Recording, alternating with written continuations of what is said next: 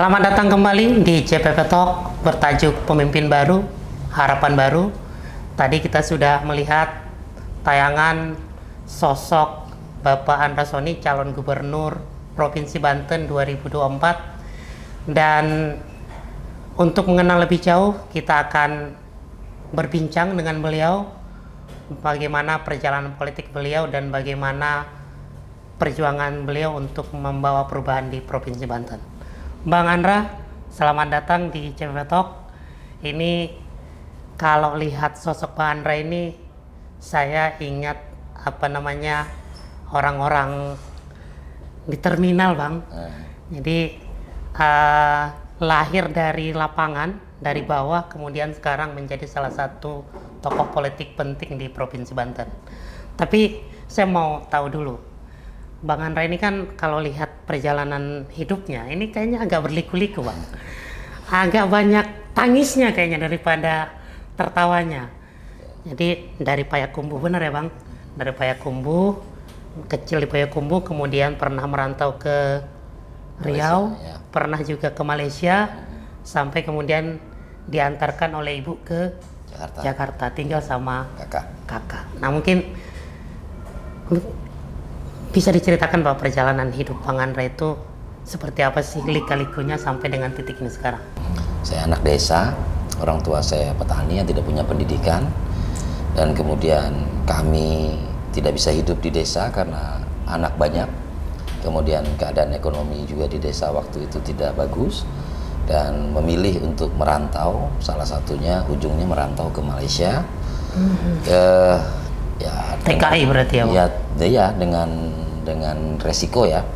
Artinya orang tua saya mengambil resiko untuk ikut di dalam satu rombongan ke Malaysia, ke perkebunan kelapa sawit melalui jalur ilegal lah. Ya, pendek cerita ya, kami sampai di sana, orang tua saya kerja di perkebunan kelapa sawit, dan kemudian beberapa bulan kemudian ibu saya dan kakak serta adik saya ikut juga. Jadi saya sempat mengenyam pendidikan SD di Malaysia ya. Nah, selama di sana tentu yang namanya pendatang, kalau mereka menyebutnya pendatang haram. Jadi ilegal kalau dia, ya bahasa mereka pendatang haram waktu itu ya. Waktu itu. Nah, sebagai orang ilegal, kami memang diperbolehkan sekolah, dan bukan hanya saya kebetulan yang dari Indonesia. Anak-anak yang lain juga. Banyak juga, ada yang dari Lombok, ada yang dari NTT, dari Flores, kemudian juga ada yang dari Jawa, ada yang dari Madura. Jadi memang banyak orang Indonesia di sana. Jadi kalau orang tua saya kerja, ya saya sekolah. Ya kemudian pulang sekolah ya saya bermain seperti biasa. Nah, dalam permainan itu ya saya bermain dengan teman-teman orang asli sana, Melayu dan sebagainya. Nah, memang ada proses membuli juga, kan namanya kita bukan orang sana ya pasti dibully. Ya. Tapi ya dalam proses bully itulah memang terbentuklah karakter saya yang terbiasa melawan keadaan gitu.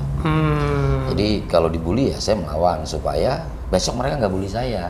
Jadi memang dari kecil sudah keras ya, Bang? Dipaksa untuk keras oleh keadaan. Dipaksa oleh keadaan. Kan badan saya ini kecil. Ya, badan saya kecil, dan kemudian ya kalau saya harus kalah dengan bully, ya kalau saya kalah dengan hinaan, selesai hidup saya. Nah, kemudian akhirnya banyak kawan juga. Sampai kelas 5 SD, lalu guru saya panggil. Kamu katanya nggak bisa lagi sekolah kalau lanjut ke SMP, karena SMP itu orang tuamu harus ada dokumen, harus punya paspor, iya. Harus dan lain-lain. Nah, baik sekali tuh, Cikgu kita manggilnya. Cikgu kita baik sekali, dia bilang sebaiknya kamu pulang. Nah, saya ngomong ke orang tua saya kebingungan juga karena ini nggak ada paspor ya, nggak ada dokumen. Kita pulang ya. Gimana? Akhirnya saya ngomong, saya kepengen sekolah di Indonesia gitulah. Nah, saya kan punya kakak saya baru menikah, kakak pertama ya, yang kebetulan salah satu-satunya dari 6 bersaudara yang nggak ikut ke Malaysia. Nah, saya diantarlah ke beliau di Jakarta. Nah, saya tinggal dengan beliau, saya sekolah lagi di sini, mulai lagi dari kelas 5. Karena di Malaysia itu tahun ajaran baru itu di bulan Januari. Kalau di kita bulan Juni. Iya. Maka saya waktu itu sekitar bulan-bulan Februari. Tapi alhamdulillah nggak perlu waktu lama, saya naik kelas 6. Lalu kelas 6, nah pas kelas 6 itu kakak saya diterimalah pengajuan kredit rumahnya. KPR BTN, iya, kredit pemilikan rumah Bank Tabungan Negara. Kalau dulu kan diplesetkan bayar tapi nyicil gitu kan.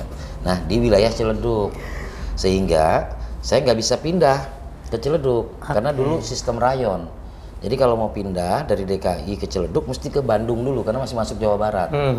Akhirnya dengan berat hati saya sekolahnya berangkat dari Ciledug ke Jakarta. SD Jakartanya di mana, Bang? di daerah Haji Nawi. Haji Nawi itu Nawi radio itu dalam. Blok M, radio dalam. Iya, blok A lah, lebih dekat ke blok A. Jauh banget ya. 4 kali naik bus, 4 kali. Jadi waktu itu saya dikasih uangnya itu hanya cukup untuk Berangkat dan pulang. Ada lebih 100 rupiah, ada lebih 100 rupiah. Nah tapi sebenarnya itu proses-proses yang membuat saya lebih adaptif dengan keadaan. Jadi bagaimana mensiasati tanpa harus melakukan perbuatan yang tidak baik. Yap. Jadi kadang-kadang saya akhirnya banyak abang-abangan, kenek, ya, abang-abangan pokoknya, kenek, ya kan, terus. Kayaknya benar cerita Iya. terminal ini. Iya. Kadang-kadang kita di Blok M, di CSW itu. Nah, kadang harus naik bak terbuka. Kan saya di Ciledug Raya. Itu selama setahun berarti ya? Sampai kelas 2 SMP. Iya, awal-awal kelas 2 SMP. Nah, di kelas 2 SMP itu sekolah saya tuh saya udah mulai sering terlambat. Akhirnya saya ngambil solusi, ada kawan baik itu dia membiarkan saya untuk mengajak lah untuk tidur di rumahnya supaya saya nggak terlambat. Akhirnya saya jadi terbiasa nginap-nginap. Lama-lama enak juga ya nginap gitu karena nggak capek di jalan kan. Tapi ternyata itu membuat kakak saya marah karena kakak saya kan punya tanggung jawab. Yep. Nah pas kakak saya datang ke rumah itu ketemu dengan bapak itu minta langsung kepada kakak saya, udah Andra tinggal di sini saja biar jadi anak angkat saya. Nah kemudian kakak saya tentu nggak berani kan menyampaikan jawaban dia harus sampaikan ke orang tua kandung saya. Nah waktu itu orang tua kandung saya sudah pemutihan, sudah punya paspor di Malaysia tahun 89 lah. Kembali ke Jakarta nemui calon orang tua angkat, masih calon tuh. Akhirnya sampaikan bahwa Andra tinggal di sini aja, saya tanggung jawab, saya akan didik, saya akan sekolahkan dan sebagainya begitulah. Nah saya tinggallah di keluarga angkat itu sampai saya lulus SMA. Berarti dari SMP sampai SMA itu sudah nggak sama kakak lagi? Sudah nggak, SMP kelas 2, awal kelas 2 sampai dengan SMA. Nah karena tinggal dengan keluarga angkat, ya udah punya orang tua kan, ya memang ada rasa percaya diri sehingga setiap ada aktivitas apapun saya berani untuk ikut. Contoh aktivitas olahraga saya berani ikut karena ada backup kan. Akhirnya ya saya aktif di olahraga. Saya pernah jadi atlet hoki, saya pernah jadi lomba renang, walaupun badannya kecil saya lumayan lomba renangnya karena dulu pernah berenang di kali kan. Terus saya juga pernah sempat latihan polo air di Jakarta. Dan ya memang hobi olahraga memang ya kan, saya suka main bola juga. Nah dalam pergaulan itu ya saya memang banyak dapat kawan lah. Siap. Nah kemudian berubahnya perjalanan saya itu dimulai waktu mau masuk SMA kelas 3. Mau masuk SMA kelas 3 orang tua angkat saya meninggal. Baru mau masuk itu persis pas final Piala Dunia 94 Brazil lawan Italia. Adu penalti. Ingat banget loh beliau. Tahun 94 ya, bulan April kalau saya tidak salah itu. Nah, waktu itu orang tua saya meninggal, saya lanjut SMA. Nah, lulus SMA, bapak angkat saya ini pendiri salah satu organisasi Angkatan Muda Siliwangi namanya di Bandung. Ya. Kemudian juga pernah menjadi anggota DPRD Kabupaten Bandung dari utusan golongan, tapi tahun 70-an. Ya itu saya tahunya setelah tinggal di situ. Dan tamu-tamunya kebanyakan politisi.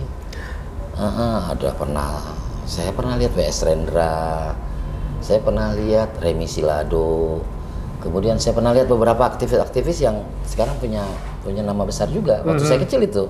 Jadi memang waktu SMA itu sudah SMP SMA itu sudah bergaul dengan para aktivis dan politis ya, secara tidak sengaja. Secara tidak sengaja. Nah baru mulai lebih agak tahu tentang politik itu kelas 2 SMA saat saya dipindahkan ke Jogja. Jadi makin intens. Makin banyak tuh melihat, mendengar, membaca Terus ada demo-demo tentang SDSB, sumbangan dana sosial berhadiah, dan lain-lain lah. Tapi saya nggak ikut, saya cuma ya ada dalam situasi itu. Itu sih pengenalan tentang politik di awalnya. Nah ini ceritanya kita tahan dulu nih Bang. Oke, ini ceritanya semakin menarik sebenarnya, tapi nanti kita lanjutkan di segmen berikutnya.